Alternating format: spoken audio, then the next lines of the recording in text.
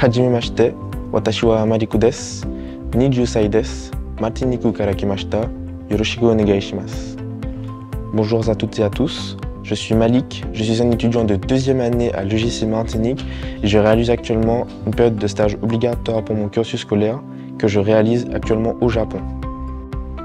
Alors pourquoi le Japon? Le Japon est un pays qui m'a toujours attiré de par sa culture, sa richesse et aussi les mentalités, les styles de vie. Il y a énormément de choses à apprendre au Japon. C'est un mode de vie en fait. C'est un pays qui est très différent, que ce soit au niveau des habitudes, de la manière de penser. Les gens ici n'ont pas la même manière de penser qu'en Martinique. Ici, les gens sont plus ouverts, plus accueillants. Ils vont toujours chercher à vous accompagner, à vous aider et à se mettre à votre niveau pour que l'échange soit le plus fluide possible.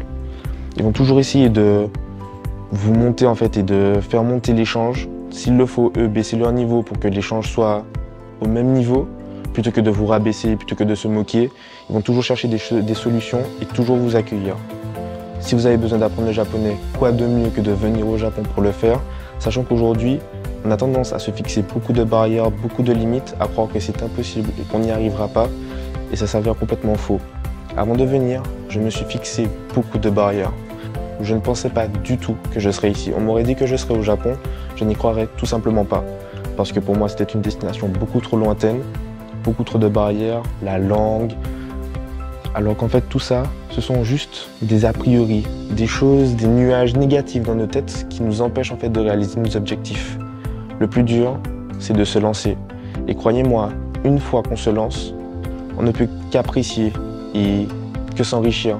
Parce que le Japon, c'est ça, c'est beaucoup de richesse, de richesse, de richesse. Il y a de l'histoire, il y a de la culture.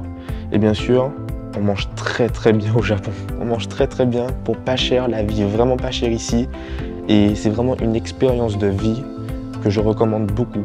À tous ceux qui ont un petit doute, à tous ceux qui ont cette envie, allez-y, n'hésitez pas. Plus vous hésitez, plus vous allez vous bloquer et plus vous allez passer à côté. Ensuite, la barrière de la langue. Vous croyez que ça va être difficile, que vous allez échouer, que vous allez pas pouvoir vous en sortir? Je vous dis tout de suite, c'est faux. Quand je suis arrivé au Japon, je ne savais pas faire de phrases en japonais. Je savais juste me présenter, juste dire bonjour et c'est tout. Or, aujourd'hui, j'ai de nouveaux amis, j'ai des contacts japonais et je continue de rencontrer des gens. La seule chose que vous devez vous mettre en tête, c'est la détermination et vous dire que vous pouvez y arriver. Il faut juste croire en vous et en vos capacités. Le japonais, ça s'apprend. C'est comme tout, ça s'apprend. Ensuite, vous pouvez communiquer.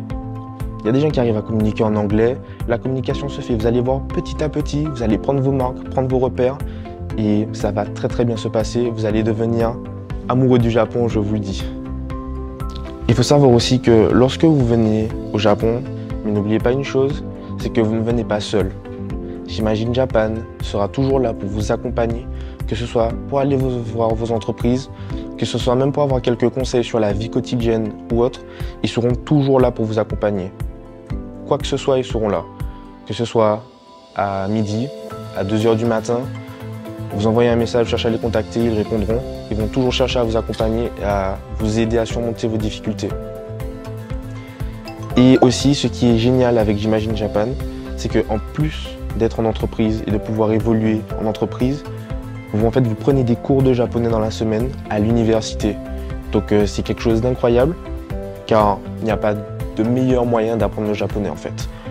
On est en classe avec des japonais qui nous apprennent leur langue. Les cours sont fusionnels, ça se passe très très bien. Les professeurs sont attentifs, sont très très très gentils. Aussi, concernant la partie un peu professionnelle, faire un stage au Japon, notamment dans mon entreprise, m'a vraiment permis d'évoluer.